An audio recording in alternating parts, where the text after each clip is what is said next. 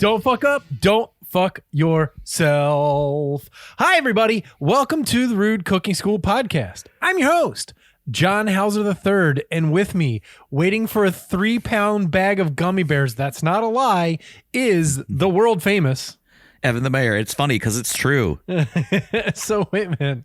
Right before we started this thing, he goes, "So yeah, I'm waiting for a 3-pound bag of gummy bears." And I was like, "Wait, what? You can't?" And then we started. So like, explain, please.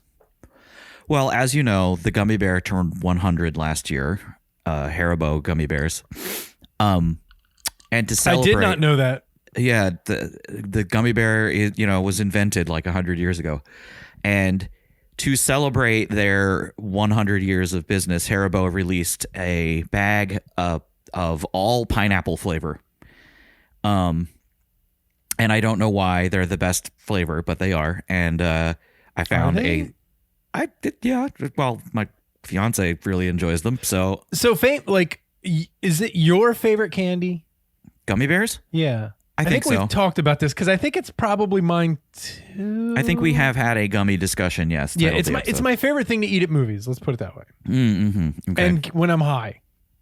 Right. Yes, we definitely have had this conversation. Yes. So yeah, I found a 3-pound bag of gummy bears on the internet, and I bought it. Okay. So, but was it the all pineapple, the Oops All Pineapple bag? It is not. I did get upside your pineapple bag. I did get a couple of those bags, but they're really, really expensive because they're from last year. Oh, okay.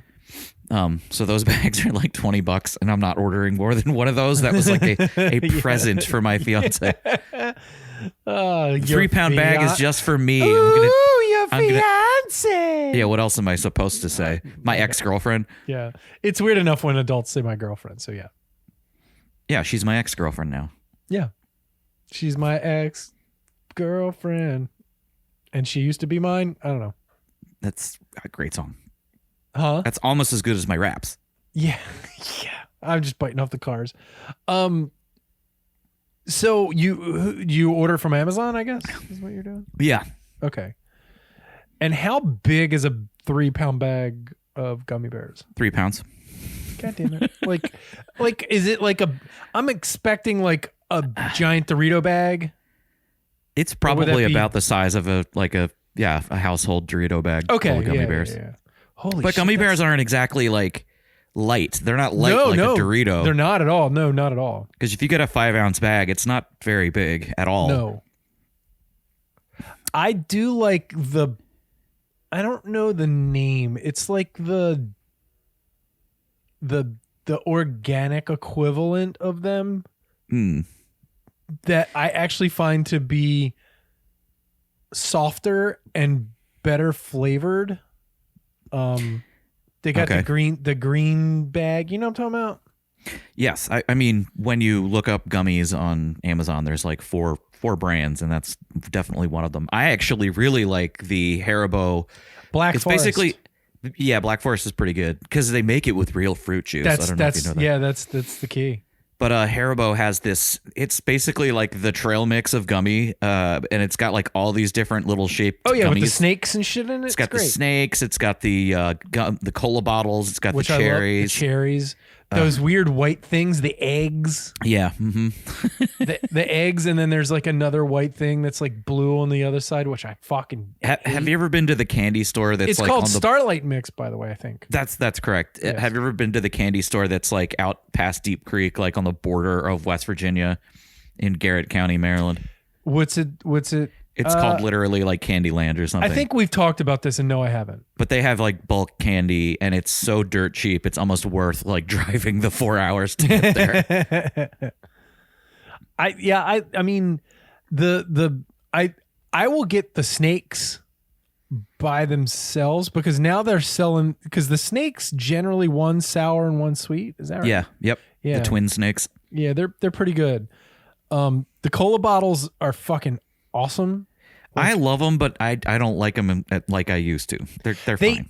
They play themselves out quickly, yes. Which is good for a Starlight Mix because you're like, hell yeah, cola bottle. One of my favorite. Like 10 minutes later, you're like, hell yeah, cola bottle. The gummy of all the strangest gummies that I've consumed, and I think I got this from Candy Kitchen in Ocean City. Gummy tea. Oh, weird. It was a tea flavored gummy and it was really fucking good. And I don't think I've been able to find it. Yeah. Huh. That I've never heard of that. Yeah. Yeah. Very adult. And it was candy. It was candy. Gummy tea. Hold on, looking it up. Tea flavored gummies. Yeah. Haribo makes wine gums. Ew. Which I think some of them are tea flavored. Okay. Let's see what the flavors are here. Do they even explain what they are? Of course they don't. It's all in German. Google Translate is your friend. It says original Englisches Respete au dem Haus Dunhills.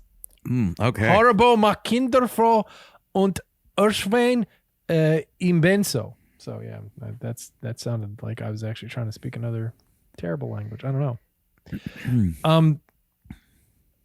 Sherry port gin and hock. What the hell's hock? No, but those are wine gummies. No, those were the flavors. It's actually on the bag. Oh. Oh, there's a. Eesh. What the fuck? Oh, are these? Oh no, oh my god, dude! They make they're called Ballast Best tea candy. Okay. So they got one that's iced tea. They got one that's citrus and green tea, and one that's authentic green tea. But they straight up look like Werther's Originals. Hold on, you got to see this. This is fucking. But they're gummies? No, they're not. They're like I'm assuming they're like old people flavored candy. Oh yeah, yeah. I've seen those. Really? I have. Yeah. Gross. Yeah, it doesn't sound good. I mean, okay. A creamy tea lozenge for you. But they're not creamy. It's iced tea, green citrus. They're not creamy. They're not, if they were creamy, it would make sense. Because, like Werther's. You could chai latte flavored creamy gummy. Oh, gross. What is this? Oh, we're going down a hole now. So sorry, everybody. Yeah, this is some good pod, John. Yeah, no. Hey, look. These are gummy filled bears? What? Okay, so they're persimmons flavored bears filled with a raspberry filling. So you bite into them and then they bleed in your mouth. Oh, wow. That actually does sound good. I'm here for it. Sounds spooky. Yeah, okay. Well, they're mushroom gummies? No, thank you. Weird. But they're not like gummy bears. They're like oh God. Yeah. No thanks. I think they're like supplements. Green tea energy. Arizona green tea fruit snacks? No thanks. Get them. No. Taste test. Irish sea moss gummy bears. Kraft macaroni and cheese gummies? Yeah, I saw those and I was going to buy them. Oh God, we have to do an episode on gummy. Okay. I'm going to stop. Episode? Guess what we're doing next week, everybody? Yeah. Gummy episode. Whew. Got to get those mac and cheese gummies. There's also like Oscar Mayer hot dog gummies. Because I was looking at those mac and cheese gummies, and it's very clearly made by like some weird Chinese company because all of the text is completely like, your favorite snack in gummy form. And it's a hot dog. It's really weird because like, okay, in my job, I work for a company. And my job. All of our, the people that make our product are mainly Chinese. Mm-hmm. And I've been working with these companies for 20 years now. And we give them the English. Like, it's never like, here, figure it out. Like, you know what I mean? Like, so when I see stuff like that, I'm like, okay, they literally just licensed it and didn't give a shit. So and many then of just those, let somebody just do whatever the fuck. Like, you could hire me for, I don't know, $50 per pamphlet to just proofread your pamphlet for the little widget, you know. You Or could like, pay me in food just to go through fucking Grubhub and correct everybody's fucking bullshit on their just menus. Like, yeah, that too. Grubhub, sign me up as your proofreader. Come on. Like, it helps people to buy things if they know, like, it's like, and Grubhub doesn't give a shit. They're just like, all right, you know, like, I guess we're getting our 35% anyway. Yeah, exactly. Oh God, it's so awful. So terrible. Oh, I drove past that ghost kitchen on Falls Road. Oh yeah. It is pathetic. It is pathetic. It is like just a fucking sad looking tiny trailer with some dude standing outside of it. Yeah, they always are. They're just, oh God. It's literally a lot that's normally like a weird parking lot that these people just go, hey, can we just rent this parking lot space from you for a little bit of extra money? And of course they're going to be like, yeah, of course. Like, you're going to give me double the whatever the fuck. And then they just put a trailer there and put the fucking food out. It's fucking criminal. But that one trailer churns out like 6 ghost kitchens worth. It is gross. It's gross. Yeah. I think that's another. We've talked about this before. Like, ghost kitchens. We did an entire thing on ghost kitchens. But we have to like really talk about them. We didn't. I thought we did. Like a whole episode on ghost kitchens? No, I don't think we did a whole episode. I think or maybe it was my show. I talked about like a list of ghost kitchens that are in Baltimore. Oh yeah, I think it might have been on your show. Yeah. Anyway, speaking of not ghost kitchens, I've been to 2 brand new restaurants this past week. Oh my God, you got out of the house. Yeah. Well, you know, now that I'm engaged to be married, people are like, about to say, people are like, hey, let's have dinner and it's on us. And I'm like, sure, sounds good to me. Yeah, you're like, yeah, let's do that before I spend money on a fucking. So our first visit was to a new restaurant called Tea Horse in Ellicott City. It's a Szechuan restaurant. And yeah, you told me you were there. If you have been to either Orient Express or Red Pepper Szechuan in Towson, it's the same fucking menu, but it is delightfully fresh and God, it's so good. And they have this like same people or yep, same executive chef. Okay. And she was there working her butt off. They had like 9 chefs in the back, and you could it wasn't like an open kitchen, but you could see everybody milling about. And you know the menu's great. It's got all that really, you know. Their fucking food's so good. We got Dan noodles, we got crispy duck, and I have a ton of duck left over, and I don't know what to do with it. Is the crispy duck from there good? I've never had it.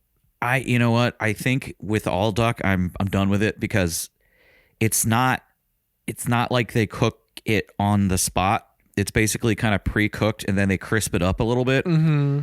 And I just, you know, I was like, this isn't worth $28.95. I'm sorry. Have you ever done duck at home? Duck breast. Yeah. Duck jerky. Okay. Yeah, I've done duck prosciutto, which is really fun to do. Like for a person who's getting into charcuterie or even just like more extensive home cookery things. It's fun. But yeah.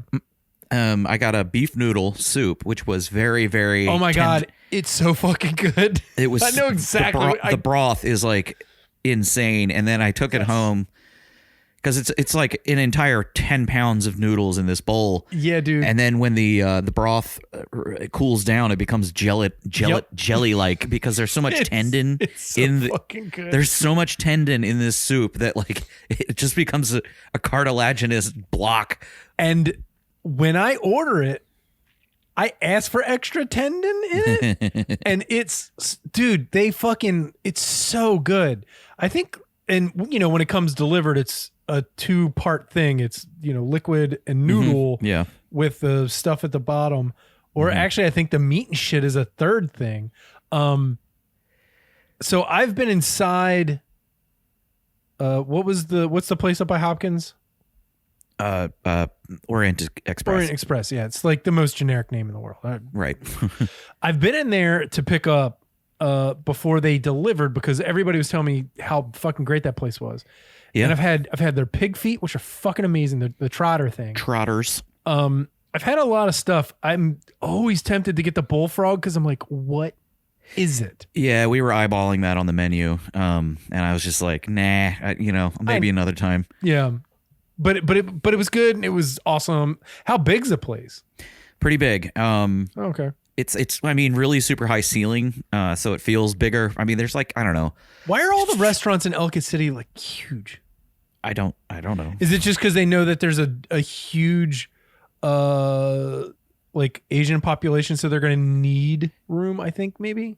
I mean, to be fair, it was the crowd was probably like 40% Asian, despite Ellicott City being like a very Korean area. Yeah. So there was like 22 tables maybe, and a couple of tent tops, and the place was absolutely full when we got there. That's cool. I mean, and they just opened, so. But yeah, I mean, it's the same menu, so for me, I'm just gonna go to Orient Express and get the same food.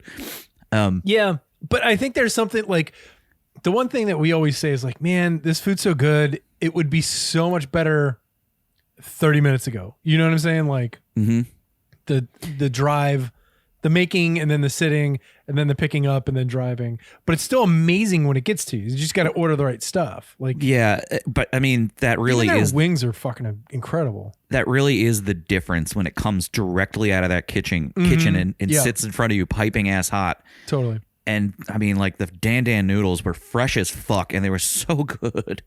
Oh wow. Cool. Yeah. And then we went to another place actually yesterday with my mom out in the old Ellicott City, bordering Catonsville, Ellicott City. It was an old place called Dimitri's that turned into a place called like Atlantic or the Atlantic, or I don't know, something. I remember Dimitri's. Yeah, I don't think I ever went there. Dimitri's, it was a Greek-ish restaurant slash towny bar with a liquor store slapped onto it. And now it's basically there's a restaurant down the street from me called Riverside Tap House. Yep. And I was looking at the menu and I'm like, this is the same menu as Riverside Tap House, but they have like a raw bar and crab cakes. No. Yeah, so it was like kind of standard Riverside Tap House menu with like the appetizer menu is the same, except so just junk menu. No, it's for not a restaurant. It's just that the way that they're trying to present themselves is this sort of like mid seafood restaurant, but then it has like a bar menu basically, with an entree section that's in the $40 range. Gotcha. I got like a seared tuna flatbread, and the way that they describe it on the menu, they describe it as open face, and but it's a flatbread. It's like a pizza, right? No, actually, it comes on a piece of multigrain toast. That's not a flatbread. I know. And then it's got some cucumbers on that, and then some pickled red onions, and some arugula, and then it's an open slices. face sandwich. And then some slices of seared tuna, and it was fine, but it was $18. I'm surprised you didn't get worms. The food runner dropped some of my tuna on the floor. Yep. And then came back out with some more tuna slices, and I was like, "Damn right." But they have dollar oysters on the menu, and the oysters we did get were good. I mean, they were tasty. Yeah, that's okay. And I was shocked because the price range they have for oysters goes from $1 to $4.75 per oyster. Wow, where were the $4.75 ones from? From like the Netherlands. It's crazy. Oh wow, the Netherlands. That's pretty bananas. Mm-hmm.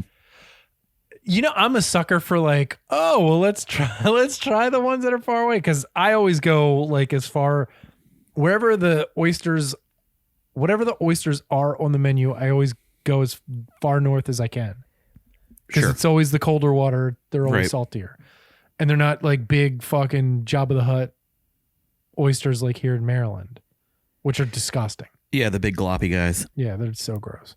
Yeah, I don't like the Pacific oysters either, the ones that are just giant. Yeah, big oysters are gross. Like I like little ones. Mm-hmm.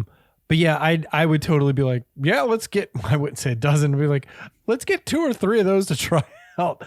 Like and spend $15 fucking on 3 oysters just to see what it's like from the Netherlands. Yeah. Well, anyway, I mean, I give it a bit like a B. A B. I give it a Really? B. Oh, okay. Well, then I think that's not that bad. A B minus, I guess, because like the menu, like the chef basically just took his menu and copy pasted it and then So added hold on, some was seafood. it the same like do the same owners? I don't think so. Well, we asked the waiter, and he was maybe 22 at if that, and Right. He said he knew the names of the owners, like the two families that got together and bought the place and renovated it. Yeah. But I was like, yeah, because this menu is like the exact same, and he was like, oh, that must be the chef, and I was like, all right. Oh, so they pieced out the chef from the place by you, and he moved up there, Well, I think it's versa. like anything else. Any executive chef starts a restaurant and then just hands it over to the, Yeah, I mean, I know a guy who's started no shit 25 restaurants in Baltimore. Yeah. And the problem is he's just the opener, and Yeah. he doesn't want to be the opener, and they never tell him he's the opener, and he opens it, and then they're like, okay, We can't afford you anymore. we can't afford you anymore. We're going to put like just a bunch of burgers on the menu. We gave it a good try. See you later. Do you know what I remember mean? the name Cyrus Kiefer? That's who I was talking about. Oh, is it? Okay. Yeah. Well, there you go. Because That was the guy that I immediately thought of, because he was on Chopped, and then he started like 5 restaurants down the street from me. Yeah. And I was like, why is he bouncing from restaurant to restaurant? It's like, he's too expensive. Cyrus is awesome, by the way. He seems like a nice guy. I don't know if you've ever met him. I'm friends with him. Like, we talk not regularly, but we're friends. Cool. And he's one of the most creative chefs I've ever met in my life. And he's been fucked over by so many restaurant groups, and it sucks because he's so creative and he's so good, and his mind for food is magnificent. Like he's had some of the best restaurant menus, opening restaurant menus I've ever seen. And of course he's just too far ahead and nobody gets it. Or people are like, oh, I don't want, whatever, he had stuff at a restaurant once that I was like, this is the future of food. And they instantly, like, after like a month, were going, well, we're just going to turn half of this menu now into burgers because we're losing money. And he's out. And then 2 years later, everything he had on that menu was fucking like the norm everywhere else. And that's how it is. Like, I remember when we first started this podcast, Rebecca and I went and tried out he had a place by you that he was The opening. Reserve. No, it was a taco place. Oh, what? Yeah, it was the taco place, and I think it's still open. What taco place? It's on the main street. Pop Tacos? No.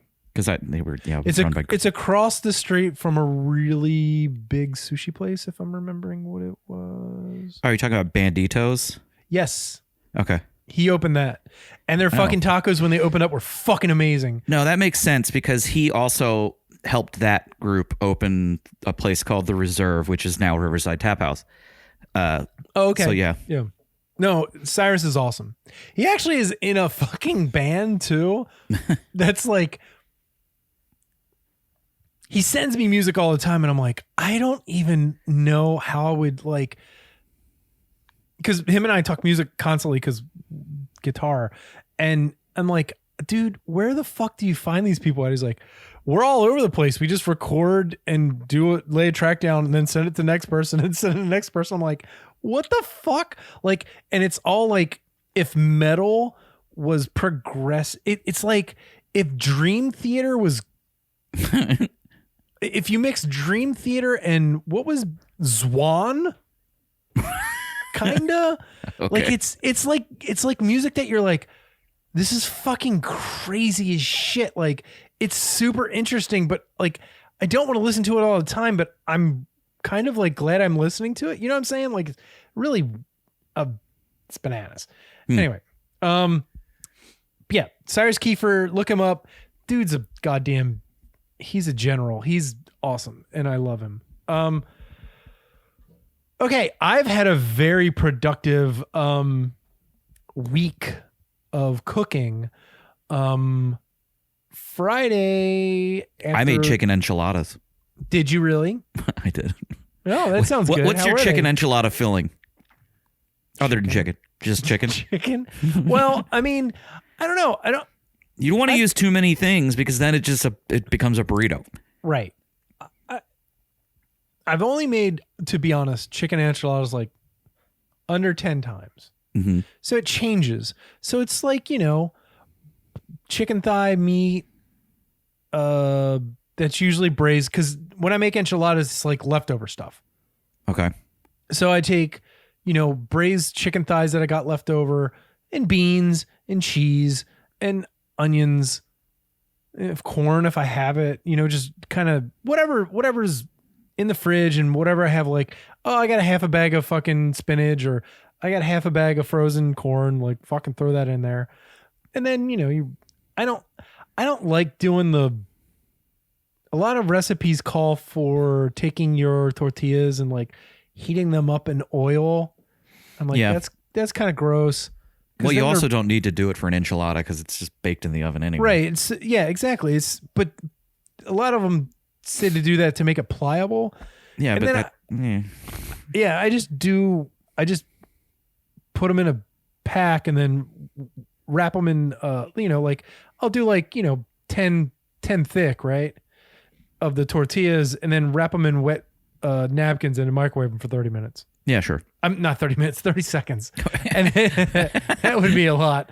And then, they're pliable, and then you just keep them covered and, roll it up quick. And then the sauce is key. Lots of cheese, lots of peppers. I mean, I love enchiladas. They're just, the problem I have a lot of times is, and I'm guilty of this too, is over saucing and over cheesing. So the edges aren't, or, because the bottoms should be wet.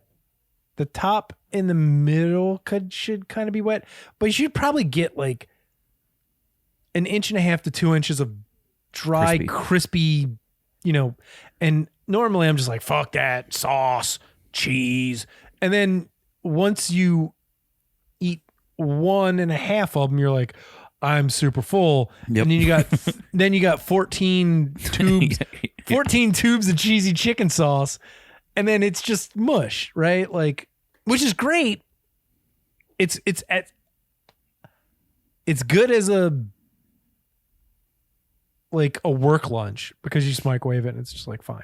I just eat them cold. I mean, honestly, the best way that I've used it is you take one of them and chop it up and then mix a little bit of the sauce in, and you put it in a hot pan as like almost like a pancake, and then just let it cook until it like really crisps up and browns, and then flip it over, and then put that on a plate after it's browned on both sides, so it's congealed, it's been crisped together because of all the cheese and shit. You got to do this in like a really good nonstick pan or a good like a seasoned cast iron pan, and then you put an egg on top of it. It's fucking amazing. Yeah, it's really good. I've done that for breakfast before when I was really hungover, and I was like, this was the best idea I've ever had. I'm all fucked up and still drunk. I'm like, fuck it. I'm not making things. This is here, and let's just see what happens. So, and I turn into a old New Yorker. Right.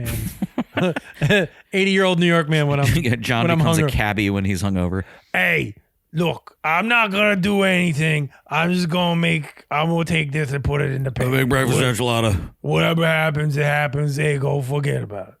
So, yeah, that's what happens. I made a ton of shit. So, speaking of pancakes, we talked about it last week, I think, that I had made the pancakes from the seafood boil. Yeah, I'd made a seafood boil and then made Korean pancakes out of it, like kind of ish. So I perfected them on Friday night where I had already had them made. I re-crisped them, like I cut them up in the two wedges, put them all into the toaster oven, recrisp them up, and then when it came out, because they were filled with shrimp, potatoes, cabbage, onions, and kielbasa, and I put them into a bowl, ginger scallion sauce, which I had left over, which ended my ginger scallion sauce. More to come about that later. And then Kewpie mayo. I have a I made it myself, but a pre-made jar of like this. It's like sesame seeds and sesame oil and soy sauce and all this stuff. A little bit of that, and then an egg on top of that again. And it was so fucking good. Like, you just mix that shit up. It was so fucking good. Like, very happy. And we started watching Poker Face, and that's really fun. Is it good? Have you watched it? Not yet. Are you a fan of Columbo? Let me just ask one more question. That's every episode of Poker Face. I think they've renewed it. So it should be. It's great. It's fucking great. Nobody, unless you're 1,000 years old like we are, you're not going to understand the Columbo part of it. But she literally goes, well, one more question. And you're like, God damn it, there it is. Like, so the way it is, the setup for the show is the first 15 minutes of the show are a setup to a murder, and then the next 30 or whatever minutes is how she's involved, weaved into the story, and how she solves it. She's a person who's run out of Vegas because she can tell when people are lying. Right. So she could she was really good at playing poker. Mm-hmm. So they figured out what her thing was. So they were trying to kill her. There's a ton of people in there. It's awesome. It's really fun. It's a lot of fun. Every story's great. We watched one with Judith Light. Is that her name? She's in a bunch of stuff now. Yeah. She was in The Chef? Yeah, she was. But shit, she's also, I don't know, she's in a couple of movies and series. But she never actually really went. I was just talking about. What? What's the Chef movie I was just talking about? The Menu. The Menu, thank you. It wasn't The Chef. I know it wasn't. We did an episode on it, John. I was trying to remember really quickly, but no, she's great in it. And we watched that episode last night, and me and Leanna were like, that was the best episode so far. And that's only episode 5. But there's so many people in it. Like, it's crazy. Just it literally is like Columbo, where just like the famous person of the day shows up in the episode, and you're like, oh, that's fun. Fuck? Like, where'd they get that guy for 3 days for? Like, it's really cool. Klaus Van Bulow. Yeah. You're like, wait a minute, what?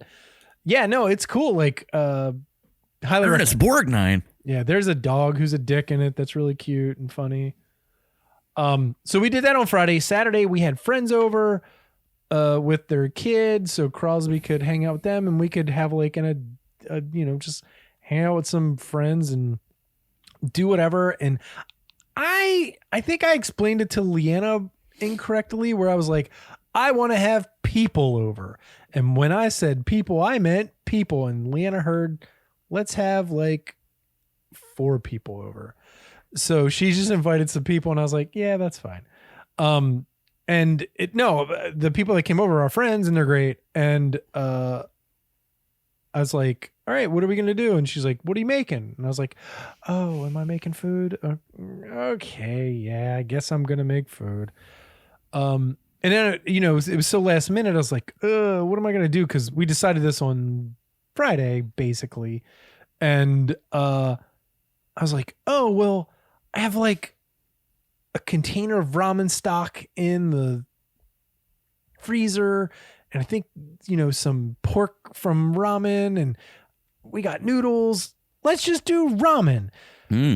So then I started, and she, texted out to him, all right, we're doing ramen. Then I started like taking inventory, and I'm like, I got to go to H Mart. So Saturday I went to H Mart and restocked a bunch of shit. I love H Mart. It's so good. It's the best. they were giving out samples all over the place, which I was like, kimchi. oh, that's awesome. Well, there was a kimchi lady. There's always the tofu ladies that just have the best silken tofu that's just the mango person in soy sauce. And they had the rice cake people. So have you ever had like not the flat rice cakes, but the noodly rice cakes? I don't think so. Okay, so I can never say the word, but it's like TEKKIBOKKI. I think it's like tekabaki or something like that. Yeah, I can't. I'm sorry, everybody. I'm sorry, Jenny. And but that's what she had, and they were actually smaller than the normal, like. They're probably like the regular ones are probably, let's say, 1.5 inches long by almost a 1/2 inch round. They're thick, and then you cook them, and then you just put them in this sauce, and it's fucking awesome. These were smaller, and they were about 1 inch by 1/2 inch, and they were just a package that you could buy, and it already had the sauce and shit, and they were really fucking good. And I was like, so I'm gonna make that this weekend, but I can only make it for me because Leanna and Crosby don't like rice cakes, which I'm like, why am I even associated with you fucking people? So I wound up making ramen. While I was there, I got a package of chicken hearts, which I was like, oh, we can use these as an appetizer.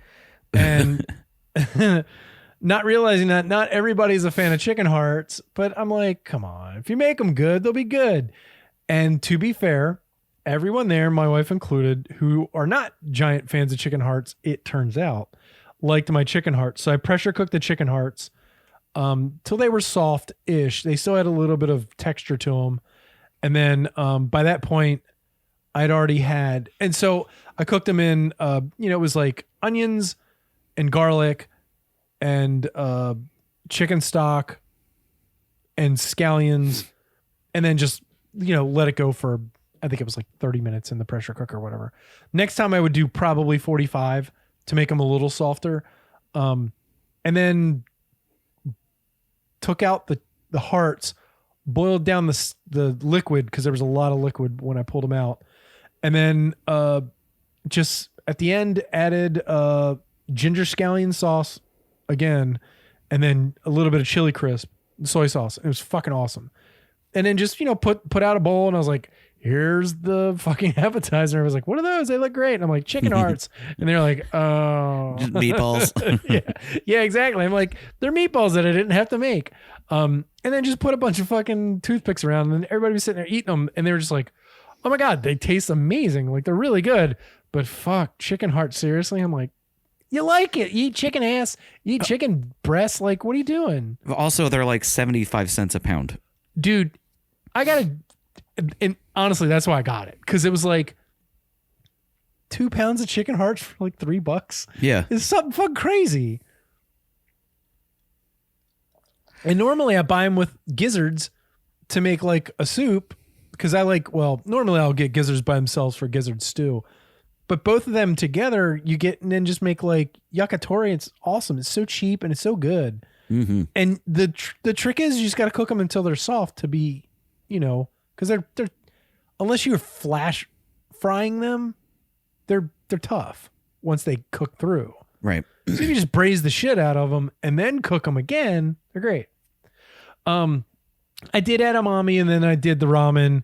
The ramen stock I'd had, and it was only a quart, so I had to buff it up. So I had these pork bones that some guy gave me. I don't remember who it was. I just had these pork bones in my fucking fridge, in my freezer. So yeah, I used the last of the pork bones you had given me and made pork stock.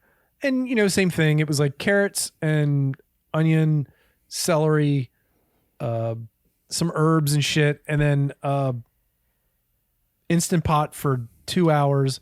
Like, I put that on before I went to H Mart, so when I got back it would be done. And strained it, and then put that into a pot with kombu, which is seaweed, and dried shiitakes, and then let that go for like another hour to reduce a little bit, and then added in. Well, I had already added in the old stock, and then as toppings, I used I had Naruto, which is the fish cake. It's a ninja. It's a ninja. Yes, it's a ninja. That's a fish cake. Menma, which bamboo. Like I bought fresh bamboo and cut it into slices and pickled it, which is like chili garlic sauce, salt, soy sauce. That's it. It's really good. Some oil. You're making me hungry. Yeah, I know. Ginger scallion sauce. I did the pork shoulder, which I had already had made, but I took that and then just put that all into a pan and crisped the shit out of it on one side. I had let's see here, a jammy egg on top. Oh, and before I put anything in there, I had like tare, like you know what tare is? Yes, it's like, oh god, it's like schmaltz, but then you add stuff to it. It's like soy sauce and stock and Chinese wine or Japanese wine and all this stuff, and it's just reduced down. It's basically bouillon, right? So you take a small like ladle of that, you put that in the bowl, and then you put the stock, you put all the shit on top, and then you put the stock on top of it, and then it mixes with the stock, the soup, the actual watery part. And because ramen's like a two-parter thing, and it's always, here's your tare, and then here's your liquid. Oh, and then the toppings were this: corn, ginger scallion sauce, shredded pork, pickled shiitakes from the stock that I'd taken out and then cut up and then pickled quickly in like an hour, and then baby bok choy. It was so fucking good. I hate you. I really want it. I want it now. It was so good. I did a good job. I was really happy. Everybody was good. Where are we at? We've been talking forever. It's 42 minutes, John. Yeah, no, okay. Sunday I made beef ribs that were fucking awesome. And it was like I had marinated them overnight in a Korean marinade that I've just got in the fridge. Kalbi. Yeah, it was kind of a Kalbi. Yeah, exactly. And then, but these were just basic beef ribs, and they weren't like short ribs. So I smoked them a little bit for like an hour or two, and then foiled them, braised them with some wine and stuff in there, and then took them out, cooked down the liquid with some hoisin barbecue sauce, glazed the beef ribs, and then crisped them up at the end. And then I had eggplant that I'd gotten from H Mart, and I was like, yeah, this is gonna be awesome, just an easy side.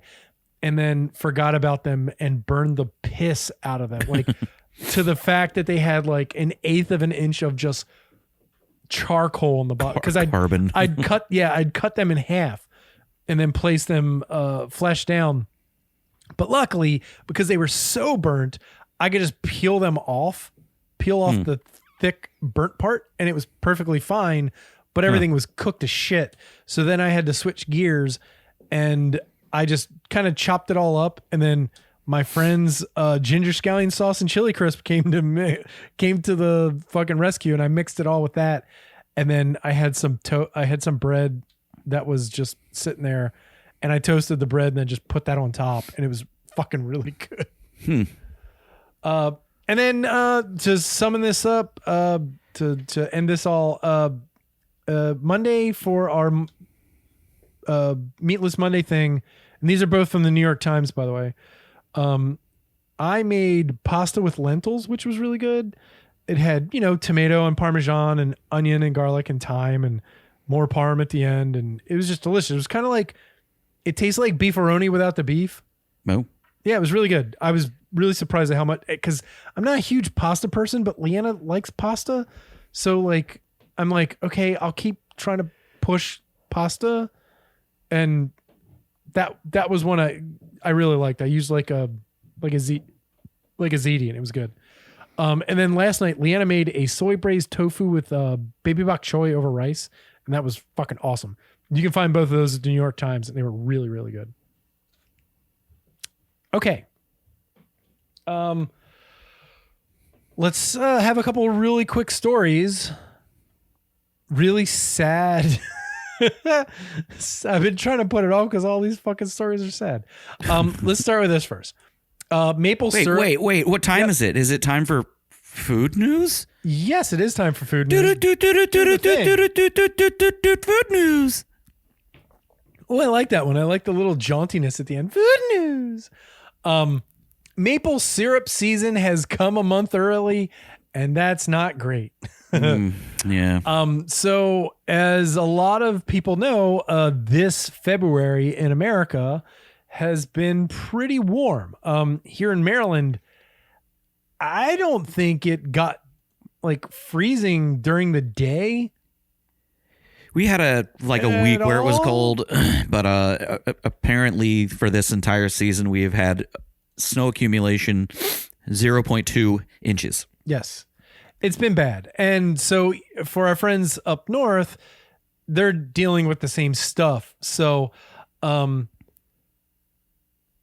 admirers of maple syrup cannot deny the condiment's power to transform fluffy pancakes or serve as a perfect bath for dunking bacon. It's a $147 million a year business in the U.S. alone. I would say quadruple that in Canada, probably. Probably not. But I'm sure it's real because everything up there is fucking maple syrup. Plus, the maple syrup is controlled by the government. Right. Yeah. Government. I mean, it literally is government syrup. Is it really? Yeah, it's basically a maple syrup consortium or a cartel, if you prefer.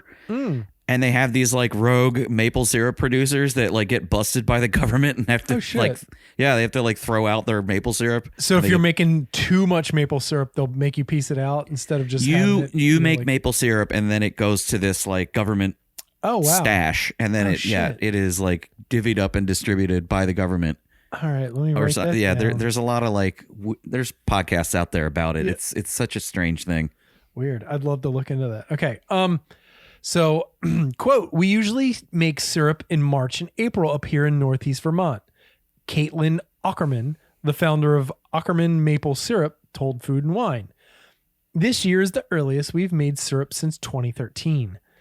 So to understand what's going on, we got to understand like how they make it. So as you know, maple syrup is the sap from a maple tree. That sap is typically collected in the late winter to early spring when freezing nights and warmer days cause the sap to flow. I didn't realize this, but the freezing nights are a big thing. The collected sap is then boiled down and bottled as maple syrup. However, this year, maple syrup makers were forced to scramble their taps as warmer weather that spread over much of New England and parts of Canada caused the sap to run away ahead of schedule. That includes Massachusetts, where temperatures peaked above 60 degrees in February, nearly doubling its typical average. Quote, in order to make maple syrup, we need freezing temps at night and thawing temps during the day, Ackerman said. If we don't get that, the sap doesn't flow. Warm winters mean less freezing at night and less syrup made. I don't understand that because if it's like, is the tree re-upping while it's frozen? Or like you would think it would just be going, right? I don't know. You need to book a maple syrup expert for this podcast. Yeah. While an early harvest can yield more syrup for business, experts warn that warmer winters can impact the longevity of maple syrup in the long term. Quote, all these changing weather patterns and weather extremes are having an impact on tree health. Jason Liley from the University of Maine's Cooperative Extension explained, and we as a research community are trying to figure out how that impacts the long-term viability of individual trees, but also the industry. The one study published in 2019 in an issue of Forest Ecology and Management is already putting out a strong prediction for what's to come. Quote, "We found that projected tapping season's midpoints showed a clear trend towards earlier timing by the end of the century for all sites." Basically, they're saying it's bad, and it's going to be bad for the trees because they're basically kicking out their blood too much.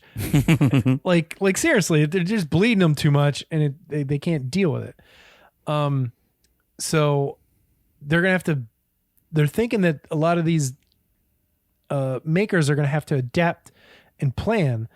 So the Ackerman lady was kind of like, well, it's not going to die in our time, but our children are going to have a problem with it. So, well, I guess only time will tell. And it's like, well, great end quote there, lady. Yeah, you're just going to have to grow all your maple trees in like the opposite of a greenhouse in like a walk-in freezer. Yeah, like I would love to know why the freezing is like a part of it. I understand that like it's good that it freezes at night, so so it's not running. The people can go away and not have to man the trees when the buckets are filling up, right? Mm-hmm. But if it's just going, like I guess the whole thing, and I looked this up actually yesterday because we bought maple syrup for Crosby because he loves pancakes, and we make Leanna makes some pancakes. I never make him pancakes. I hate pancakes. So we get maple syrup because he likes maple syrup, and it's like for a fucking thing of it, it's like $25. Oh yeah, it's really expensive, and it's really expensive now. Normally, you can find it on sale or whatever, but it was like $25. It's normally, let's say 18, right? Which is still fucking expensive for like syrup, for tree blood, right? And so. What I was reading is basically like it's more expensive because they're kind of 24 hours right now because the trees are going. People can't go home, so they're putting them in shifts. So like everybody's working overtime. They're paying extra for it. But one of the things is when there's no freezing, the quality of sap that comes out isn't as sugary, so they have to cook it down more. So 1 gallon of 24-hour sap isn't as sugary as let's say 16 or 12-hour sap or whatever the fuck you want to call it, where it actually freezes, and then you get less of the 24-hour sap than you do the 12-hour right. sap. So one gallon per 1 gallon, you're getting like not that much. And I think that's probably the reason why they don't like it. They like the freezing, but yeah, so you're getting less, you're paying people more, and everything's rushed inside, a month early. So you got to buy all the shit, all the bottling stuff. Like it sounds like it's a mess. So just be aware, but global warming isn't real, guys. Chinese hoax. So oat milk and almond milk can be called milk officially now. Whoa. Yeah. Thank God. The Food and Drug Administration released draft guidelines proposing that companies can continue using the word milk to market products like milk, almond milk, soy milk, or oat milk. They said consumers, quote unquote, understand that plant-based milk alternatives do not contain milk. The draft said, citing a study in which 3/4 of respondents said they knew the products were not made of dairy. The FDA also said that focus group research had indicated that referring to such products as milk is strongly rooted in consumers' vocabulary. And that's because oat milk or soy milk or almond milk has been around for soy milk's been around for like 40 years. Yeah, it's what I mean? Pretty old. Almond milk is what? 15? Newish. Oat milk's under 10, but still. But we all know that anything that's not real milk isn't real. I mean, there are people that are dumb, so sure, but well, it also sounds better than oat beverage. Right. Oat liquid, oat water, Hey, you want some oat water? No, fuck you. Fortified oat liquid. Thickened almond juice. Good. The FDA also recommended that alternative milk makers include labeling that explicitly notes key nutritional differences between the products in dairy.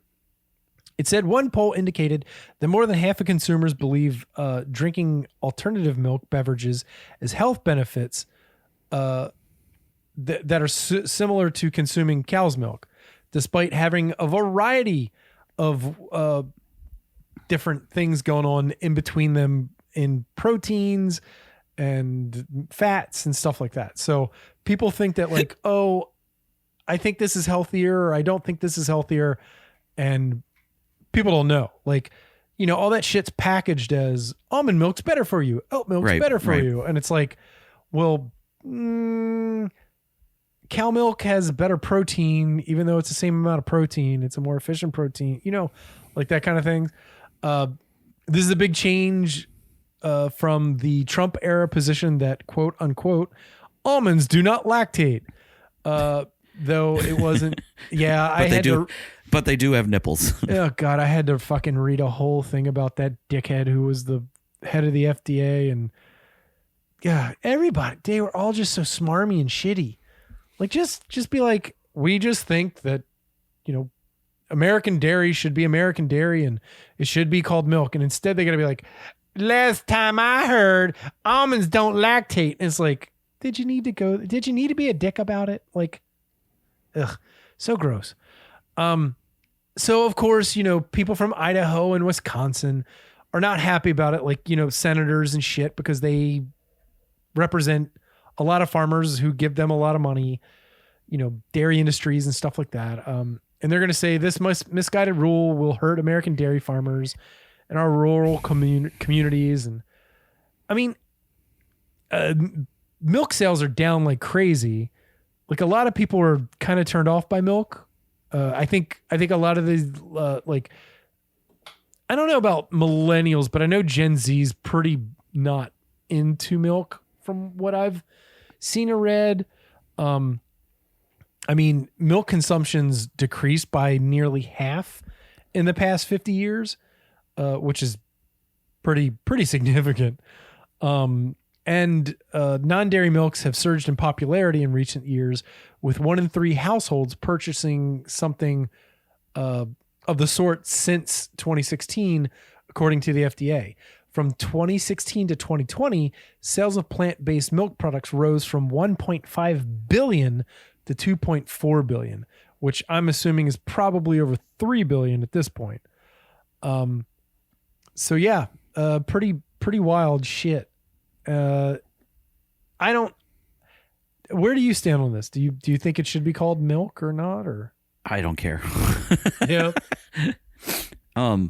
I basically, the only thing we do with milk, cow milk, is cook. And oh, really?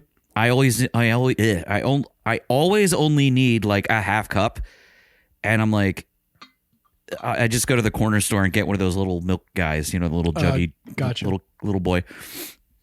But yeah, I've never really been a milk consumer, so I don't really feel like no almond milk, no oat milk for your. No, not really. No. Yeah. But as far as calling it milk, like I don't know if we can call it impossible meat. Yeah, we call it meat at all. Yeah, exactly. We always have milk. Crosby doesn't really drink milk that much. I drink more milk than he does, but even these days I don't drink a lot of it. But we go through, I don't know, let's say 2 gallons a month, which I guess is substantial. 2 gallons a month? I don't know. Yeah. I feel like there are households that do that in a week. Well, you know what I mean? Oh yeah. But like, cereal and like you said, recipes or thinning out, porridge, that kind of thing. Tea. Leanna doesn't really use it in her coffee. She used to get oat milk a lot. She doesn't really get that much anymore. She used to get almond milk, but then she was researching it and was like, oh my God, the amount of water that goes into making fucking almond milk. makes me want to fucking cry because holy shit, I've been giving them my money. I think it's like it's something crazy like 32 gallons of water per almond or something like that.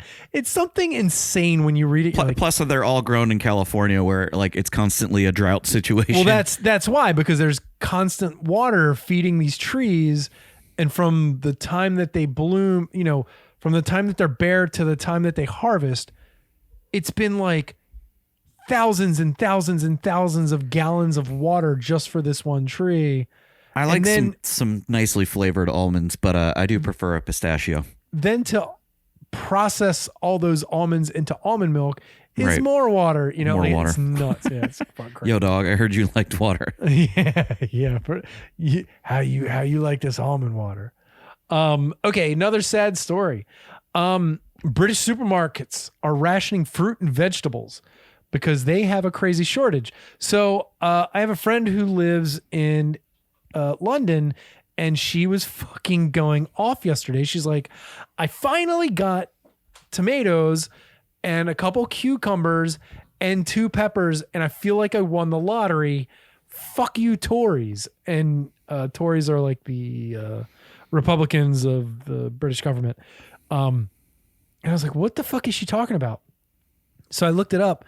So Britain's biggest supermarkets are limiting purchases of certain fruits and vegetables as they've just got a terrible shortage. So let me show you this picture, which this is not an uncommon picture of what I saw yesterday looking through. So what he's looking at is an empty produce section. A produce section that is literally empty. And it's probably, let's see, 2, 4, 6, 8, 10, 12, 14. It's 28 linear feet of fucking produce section that's just fucking empty, with some lady taking a picture of it herself, actually, which is pretty funny. But it's pretty brutal. So it's like a fucking like worse mix of everything hitting all together. So Tesco, Britain's biggest supermarket. I love when the outro music comes in all of a sudden in my ears. Like, oh God, I gotta talk. Nobody hears it but me. So Britain's biggest supermarket chain, Tesco, has limited purchases of tomatoes, peppers, and cucumbers to 3 items per person. It said the move was due to poor weather conditions overseas and was working with suppliers to get things back to normal. Asda has further set a 3-item limit on lettuce, salad bags, cauliflower, and raspberries, while Morrison's, these are all supermarkets in Britain, while Morrison's is limiting shoppers to 2 items for cucumbers, lettuce, tomatoes, and peppers. Germany-based discount places Aldi and Lidl are also introducing restrictions.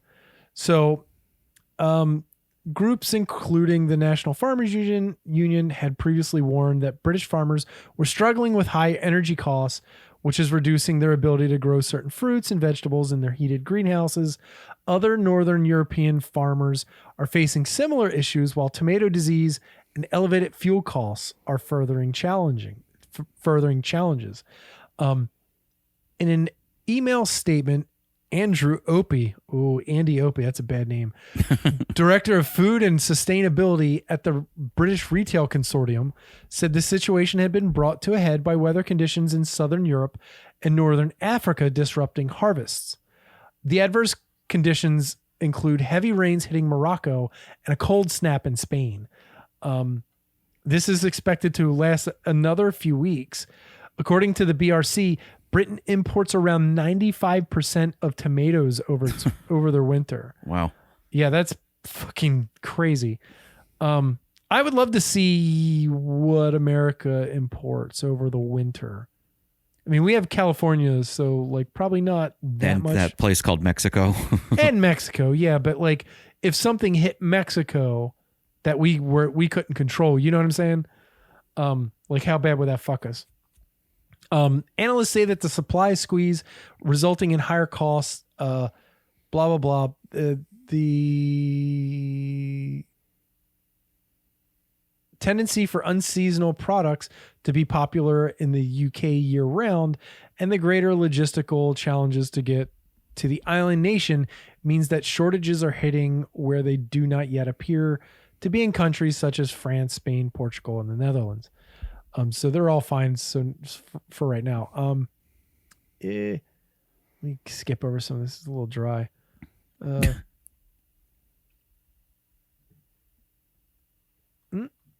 So yeah, UK Food Minister Mark Spence said Monday he had spoken to retailers on how to respond to this, and that they're all, just kind of crossing their fingers and just being like, hopefully this will work out. So yeah, like a lot of stuff comes from Spain, a lot of stuff comes from other countries, and they're kind of fucked. So, well, as long as I get my my clementines. Ireland is also experiencing some shortages, but they haven't started really doing what England's doing. It's not that bad there yet. Because they're part of the EU, I think. All right, and let's go out on a good note for you. Okay. You'll be very happy about this, I'm sure. Please. McDonald's is releasing plant-based chicken nuggets. Oh. You're like, this is the worst one ever. So I'm not convinced that the chicken McNugget is not already plant-based. No, exactly. Like chick nuggets and shit, like they're great. They taste exactly like fucking, well, not exactly like, but they're pretty close. So let's see. If you're planning on going vegetarian for vegan or vegan for Lent, McDonald's is making it that much easier with the release of their plant-based McNuggets. After the success of their plant-based burger, the McPlant, back in 2021. Did you know about this? No, I missed that one. That's terrible. The McPlant? Oh, it sounds like a fucking skateboarding move. It sounds like something I would do. Tony Hawk with the massive McPlant. Yeah, Tony Hawk Pro Skater move. McDonald's is partnered with Beyond Meat to create a plant-based alternative to the world-famous McNuggets. Beyond Meat has teamed up with other fast food chains in the past, most notably KFC and Panda Express, so this edition feels like a match made in heaven. Why is it all Beyond? What's Impossible doing here? Because Beyond is garbage, I think, compared to Impossible. I don't know. They're both basically, both companies, their only way of scaling is getting into fast food. Yeah, of course, because actually... And the shit's still too fucking expensive. Like, I'm not buying it at the grocery store because it's like $15 a pound. I buy the Impossible sausage, which is actually really good. It's actually priced really well, and it's frozen. And they have breakfast sausage, and then they have the spicy sausage, which is basically like a chorizo, like supplement, or what would you call it? Substitute. Thank you. Sorry, I'm trying to read ahead. And those are really good, and I like those. And they're, for, like a tube of those that you would just get like a normal sausage thing, it's like $4. It's worth it. It's a pound. Okay. But Impossible, it's really good. But Beyond Meat seems to be the one going out for it. So, derived from wheat, corn, and peas, these nuggets are sure to give the same signature flavor as the OG nuggets. So I guess they're going to use the same sort of spice mixture that they use in regular nuggets in the Beyond Meat stuff. It's still not going to taste the same, but whatever. The good news, it will be released and hitting more than 1,400 McDonald's. And here's the bad news. And I wanted to hold this off until the end for you. Oh no. It's only at the Ford Avenue McDonald's. A little further. All 1,400 stores are in Germany. Germany! God. This is why it was fun for me. Yeah, it's so weird, right? Like, why fucking Germany? Like, McDonald's has acknowledged that their success in plant-based products overseas is way better than here in the States. Yeah. But hopefully they'll get, I'm sure it's just a tester. Because I remember reading something about how they were testing it in certain markets in America, and everything was going gangbusters. And that was with KFC, and Burger King was doing a thing, and McDonald's was doing a thing too. So if it goes over in Germany, are there 1,400 McDonald's in Germany? There's probably 40,000 of them. Jesus. Germany's not that big. It's not. I mean, like, that's a lot of fucking McDonald's. So yeah, there you go. Wow. Yeah. We did the thing. I am inspired, though. I am going to go out and buy some fake nuggets and try them out. Yeah, you should also seriously just try that sausage out. Like, it's really good. Like, I like it. I like the breakfast sausage a lot. It tastes great. Like, it's a really good substitute. And the even better is the chorizo stuff. Like, for tacos and shit. Like, if you're just gonna like cook up some potatoes, like, you know, chorizo con papas, like, it's awesome. Like chorizo, like the fake chorizo and the potatoes, it's really good. So, yep, that's my. You can make some impossible enchiladas. I have actually, and they're really good. Yeah, they're really good. Cool. So that's it for the Rude Cooking School podcast. Thank you everybody for listening. We will see you next week. Thank you for listening, and tell your friends, tell your family, tell your dog. We do the same thing every week. You know what we're doing here. Just tell people. We don't pay money for advertising, and we won't in the future. And the way we get people to listen to us is by people either finding us and telling their friends, or listening for a while and then telling their friends after they're convinced that we're okay enough to listen to. I've heard a lot of that. Like, yeah, I had to listen to a couple episodes before I told people about it. I'm like, yeah, that's fine. So do your thing. Be great and help us out. Evan has a great podcast, and he'd like to tell you about that right now. Yeah, just go to ctb.show on your internet web browser and find our podcast and subscribe to it and listen to it for the rest of your life. What were you guys doing this week? This past week, what did we do? I don't know. We talked about Mission Impossible, the movie series. Okay. And some other stuff. I'm actually listening to a 3-part podcast on David Miscavige right now. And I'm excited for part 3, which comes out this Saturday, because that's when they get into all the Tom Cruise bullshit with him. David Miscavige, not a good guy. Nah, he's a dick. He's a maniac. And he's a little guy too. He's like 5'2". Yeah. And he's physically abusive to everybody. There are just so many like good Scientology documentaries out there. And I just can't. But My Scientology movie is a pretty recent one that's very good. It's this British guy that like recreates a scene with David Miscavige, and it gets weird and meta, and it's worth watching. So go check it out. My Scientology movie.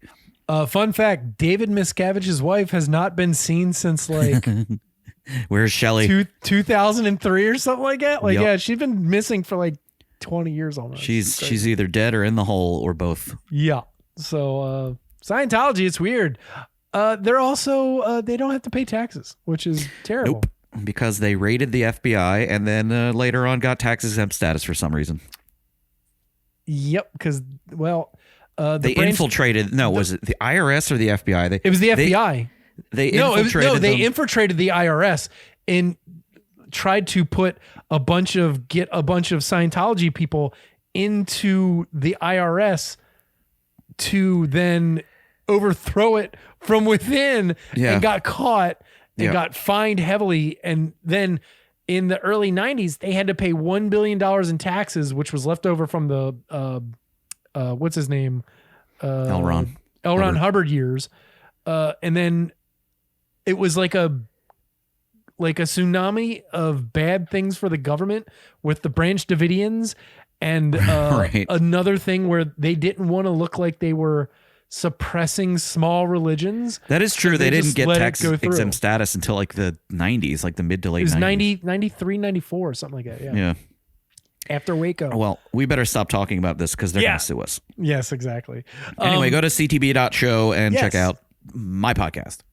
And it's awesome. And you'll do yourself a favor.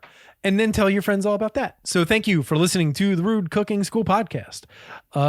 We will see you next week with, I think, an episode on gummies. I am John Housen III. Don't yuck my yum.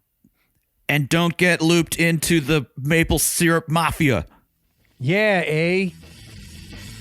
Peace. Goodbye.